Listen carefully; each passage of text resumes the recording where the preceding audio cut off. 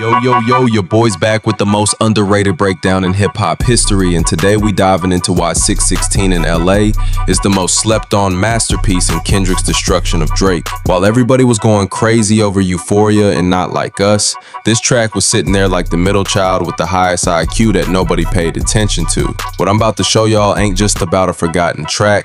This is about the most sophisticated piece of psychological warfare that got overshadowed by its louder siblings. 616 in LA was the quiet genius that set up everything that followed, but because it wasn't as flashy as the others, people missed the brilliance. This track got treated like the smart kid in class that everybody ignored because they weren't the class clown. While Euphoria was getting memes and Not Like Us was getting dances, 616 in LA was sitting there with layers so deep you needed a submarine to explore them all.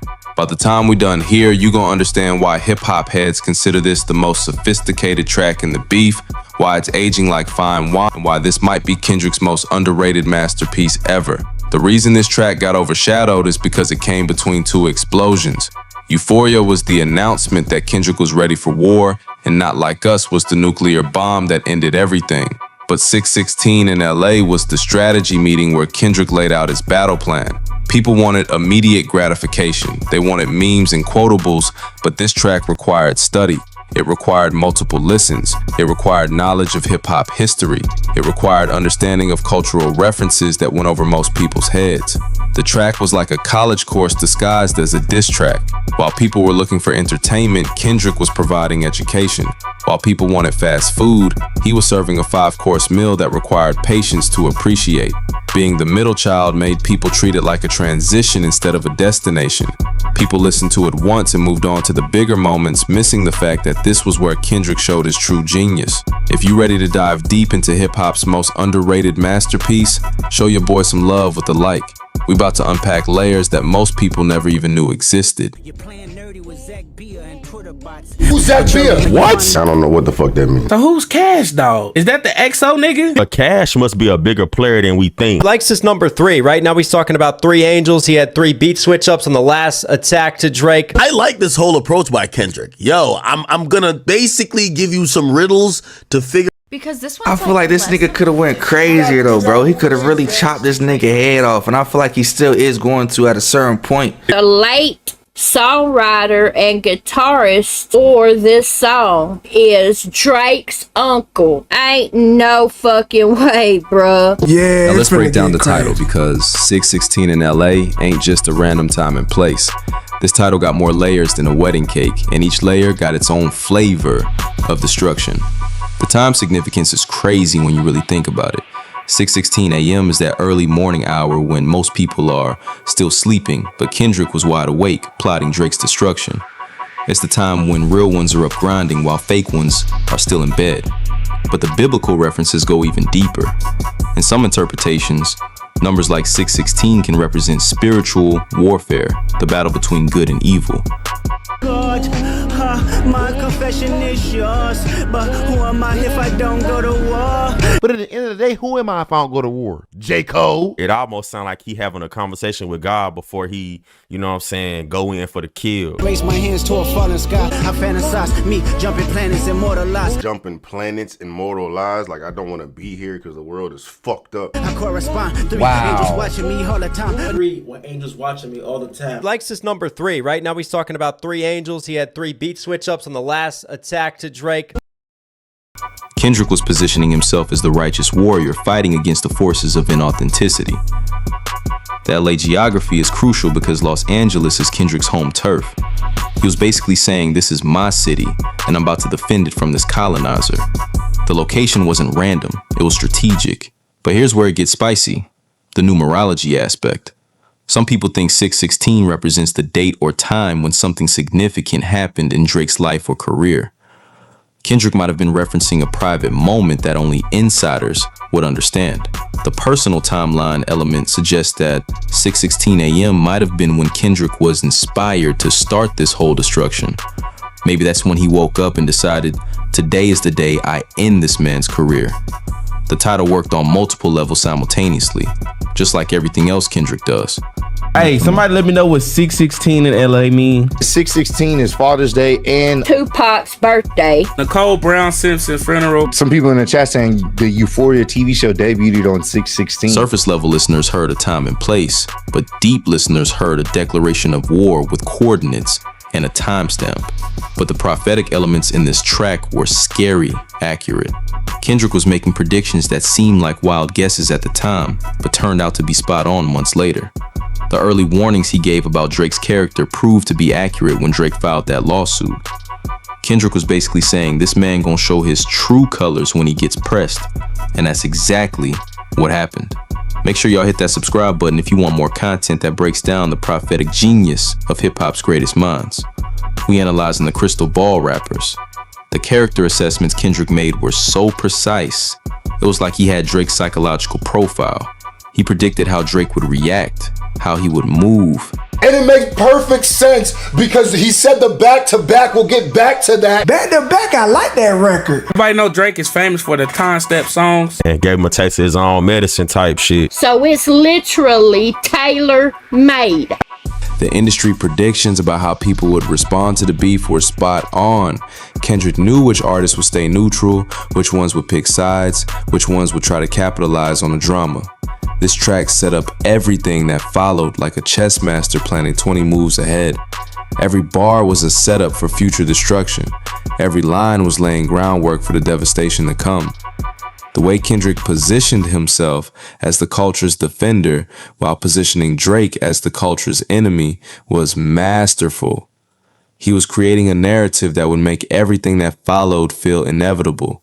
But the layered wordplay in this track was where Kendrick really showed his genius. This man was having multiple conversations at the same time, and most people only heard one of them. And put my thinking cap on. Drake had a song on Scorpion, Survival. In that song, Drake is talking very street, talking about surviving the streets when he never really had to. The surface level was what casual listeners heard. Solid bars about Drake being fake and Kendrick being real. Nothing too complicated, nothing that required a hip-hop degree to understand. But the second layer was full of hip-hop culture references that only true heads would catch. References to classic beefs, legendary moments, cultural touchstones that connected this beef to hip-hop history. The third layer required insider knowledge about the industry, references to business deals, personal relationships, behind-the-scenes drama that only people connected to the industry would fully understand. The fourth layer was historical and cultural callbacks that required education to appreciate, references to literature, philosophy, social movements that showed Kendrick's intellectual depth. Single phrases were working on all four levels simultaneously. Kendrick was like a magician performing multiple tricks at the same time while blindfolded and riding a unicycle. The complexity was so advanced that most people needed multiple listens just to catch the surface level, let alone the deeper meanings. This was graduate level hip hop disguised as a regular diss track. A phantom, I like to buy yachts when I get the fever. Fuck that $300,000 car. I like to buy 90-foot boats. And then rest in peace to Virgil, Off-White, the brand. So he's wearing Off-White versus like an Off-White color of the yacht, and he's Off-White, like he looks off-brand when he's going sitting on yachts. People like, who is that? That's Kendrick, baby. Trifecta, money, morals, and culture. That's my leisure, my visa. Hey, trifecta, money, morals, and culture. That's my leisure. Is that the big three? Money is in Drake, morals is in like J. Cole and his morals, and then Kendrick Lamar being the culture and representing the culture. Luke Cali's dwellings in Brooklyn just to book me some pizza. Luke Cali's in Brooklyn. All right, Kendrick. Giving a shout out to the East Coast. Who could reach us? Only God can teleport this type of freedom. Who could reach us? But the strategic positioning of this track in the sequence was perfect. Kendrick knew exactly where to place this in his arsenal for maximum impact. Coming after Euphoria meant people were already primed for Kendrick's intelligence. They knew he wasn't just gonna throw random insults, they were expecting sophisticated warfare. But coming before Meet the Grams meant he could build tension without revealing his full hand. He was giving people a taste of his capabilities without showing them the full menu.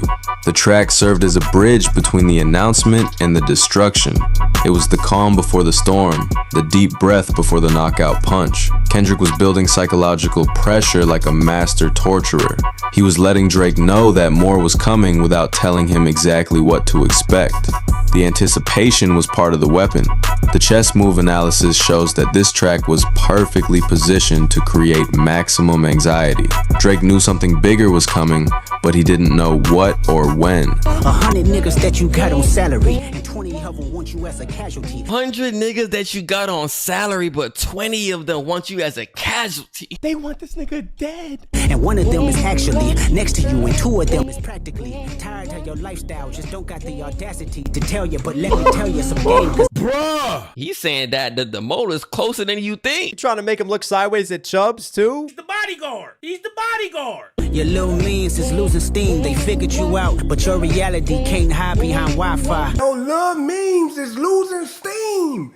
They figured you out. It said your online trolling shit, bro. It's not working. You can't joke your way out of this one, buddy. First opinions is not convincing. I need a new route. Now he said y'all need a new route, like a router? Come on, bruh. Before you figure that you're not alone, ask what Mike would do.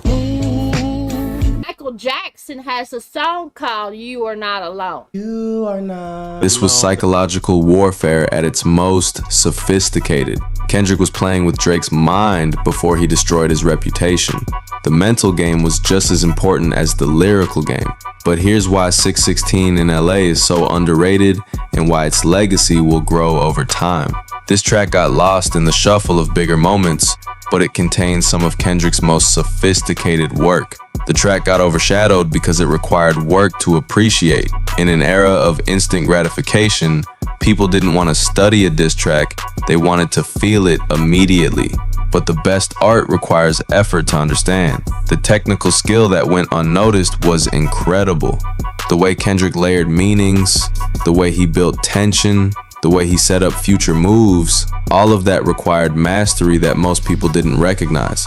Hip-hop heads who really understand the craft consider this the most sophisticated. Euphoria was tough. Euphoria was very tough. This I wasn't really feeling. Because this one's like less of a diss track. It's almost like a personal message to Drake. Like, this beat is hard, bro. I love that sample. You gotta figure out who it is, gang. It's about to get ugly, bro. Shit about to get messy, dog. Yeah, it's finna get crazy. This shit is getting serious, nigga. You better drop the best diss track of all time, bro. Plot thickens, ladies and gentlemen. What your buddy Axe say? You on the clock, champ. This track will age better than the viral hits because sophistication is timeless.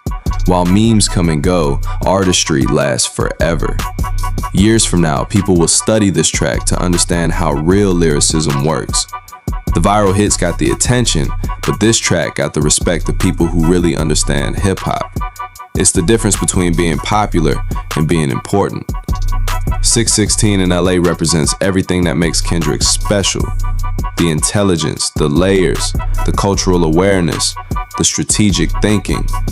It's Kendrick at his most Kendrick. The track proved that you don't need to be the loudest to be the smartest. Sometimes the most devastating attacks are the quietest ones. Sometimes the most effective weapons are the ones people don't see coming. So when people talk about the greatest tracks in the beef, don't let them sleep on 616 in LA. This was the quiet storm that set up the hurricane. This was the foundation that everything else was built on. The track deserves its flowers for being the most intellectually sophisticated piece of the puzzle.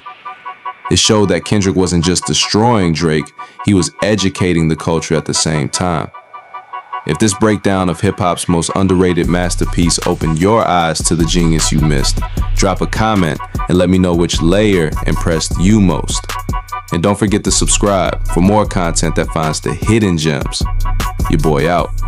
Keep supporting the sophisticated artistry that requires effort to appreciate. 616 in LA proved that the quietest moves can be the most devastating. Peace.